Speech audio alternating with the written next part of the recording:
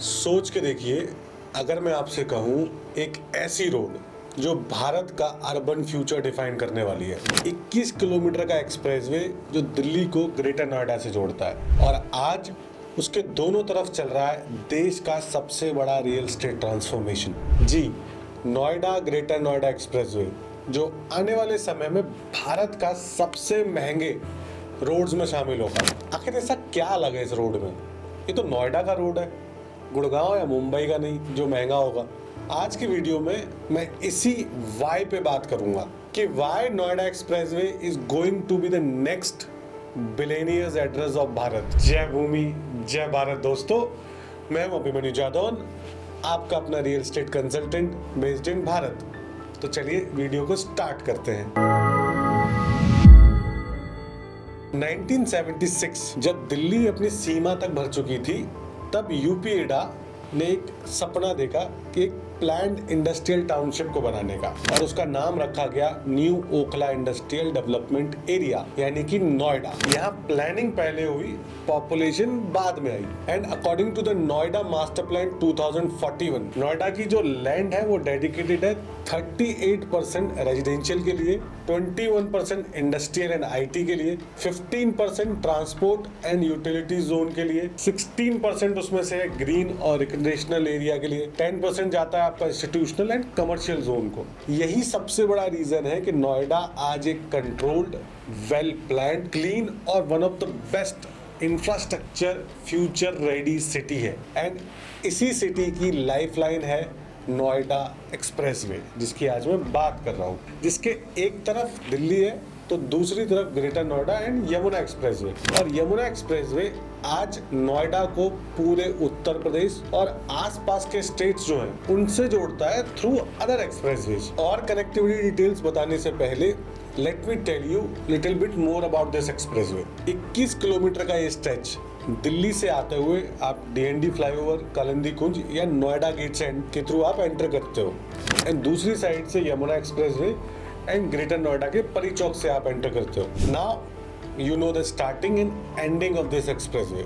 लेकिन अगर आपको नहीं पता तो मैं आपको बता देता हूँ, ये एक्सप्रेसवे अपनी दोनों साइड पे दो नदियों से बना हुआ है, Yamuna and Hindon, which means the area on both the side of this expressway can't be expanded. So जितनी भी लैंड आज है उतनी ही रहेगी, आप इसको कभी भी बढ़ा नहीं सकते। एंड एक इंटरेस्टिंग फैक्ट बताता हूँ, आज सिर्फ 2 से 2.5 हजार एकड़ डेवलपेबल लैंड ही बची है इस पूरे एक्सप्रेसवे पे। किसी भी सिटी का रियल एस्टेट तभी ग्रो करता है जब वहाँ हाई पेइंग जॉब्स आती है, नॉट जस्ट द हाउसिंग। अब क्योंकि Noida was planned as a industrial town, तो यहाँ इनिशियली आई भी वैसी कंपनी, बट जैसे जैसे रियल एस्टेट प्राइसेस बढ़े, even tech related company started coming to Noida, but वो मोस्टली था सेक्टर 18 और 62 के आसपास। कंपनीज टाइम के साथ साथ बढ़ती चली गई, बट मोस्टली वो कंपनीज थी जिनका पेइंग स्केल उतना बड़ा नहीं था, या अगर था भी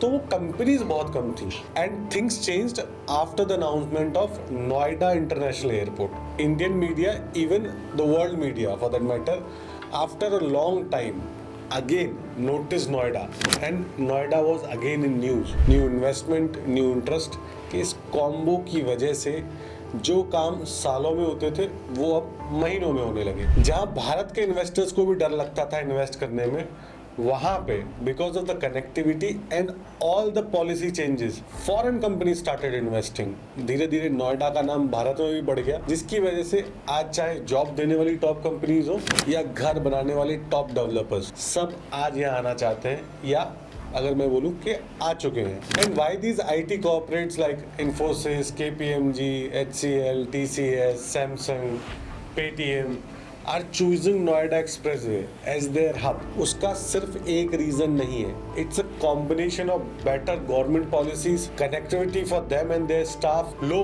cost than any other major tier 1 city, better infrastructure तो है ही, and easily available talent pool from hundreds of colleges in Greater Noida and all around the capital. इसीलिए आज नोएडा क्वाइटली बन रहा है एनसीआर का IT and corporate power house. 2023 में अगर मैं ऑफिस ऑब्जर्प्शन रेट की बात करूं तो वो था 4 मिलियन स्क्वायर फीट, जो 2024 में 5 मिलियन हुआ। 2025 का डाटा अभी आना बाकी है। एंड अगर रेंट्स की बात की जाए तो रेंट आज गुड़गांव से 30 से 40% कम है। I am not comparing both the cities, but अगर आप मेरा ओपिनियन लोगे तो Gurgaon is a blessing in disguise for Noida. ये बहुत कम लोग बोलते हैं। गुड़गांव की वजह से आज every big company know and understand this location very well, and इसका फायदा आज भी नोएडा को मिल रहा है एंड आने वाले टाइम में भी नोएडा को बहुत हद तक मिलेगा। When all the infrastructure will be ready, चाहे उसमें एयरपोर्ट हो जो कि फर्स्ट फेज अगले 1 से 1.5 महीने में चालू होने वाला है, या फिल्म सिटी हो, या उसके अलावा जो ये अच्छी अच्छी बिल्डिंग्स बन रही हैं, एंड प्लस जो सोशल इंफ्रा क्रिएट हो रहा है। इस बेटर का जो क्वेश्चन है कि कौन बेटर है, वो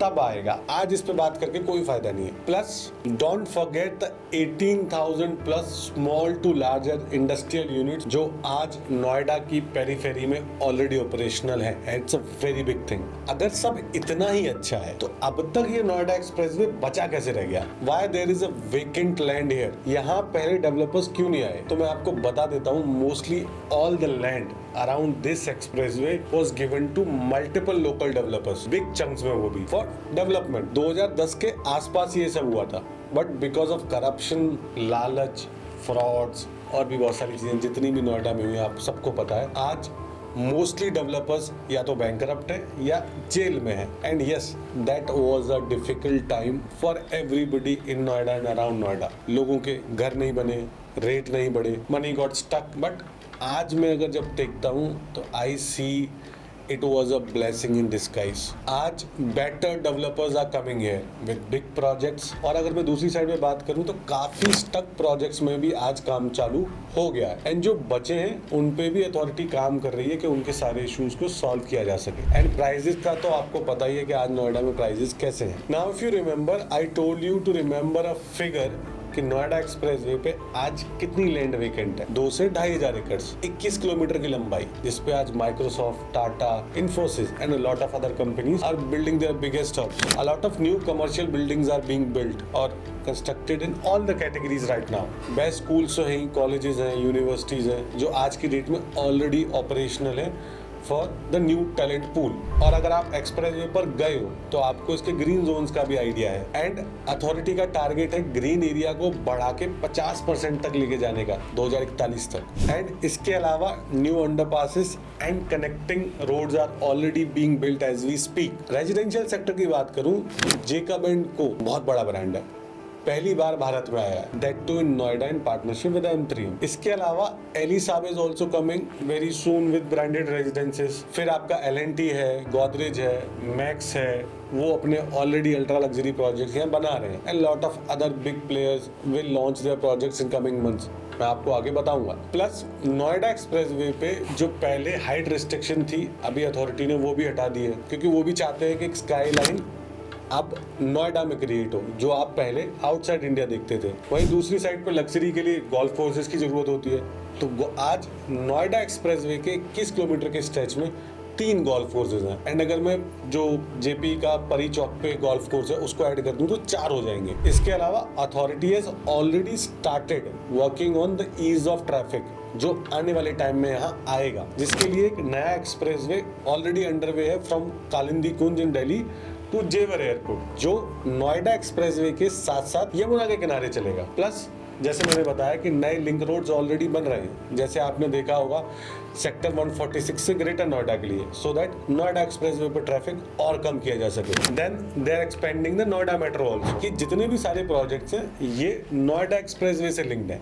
इसके अलावा अगर मैं इंक्लूड कर लूँ greater Noida, Noida and Yamuna expressway के इंफ्रा प्रोजेक्ट्स, तो लिस्ट बहुत लंबी हो जाएगी, उस पर मैं अभी बात नहीं करना चाहता। Now I want to ask you, आप खुद सोचो एक ऐसी लोकेशन जहां ट्रम्प टावर, जेकब एंड को, एलिसाब is coming not just with their branded service residences but with their retail stores also। Jacob and को की वॉच कौन खरीदता है? एलिसाब में शॉपिंग कौन करेगा? यहाँ कौन रहेगा?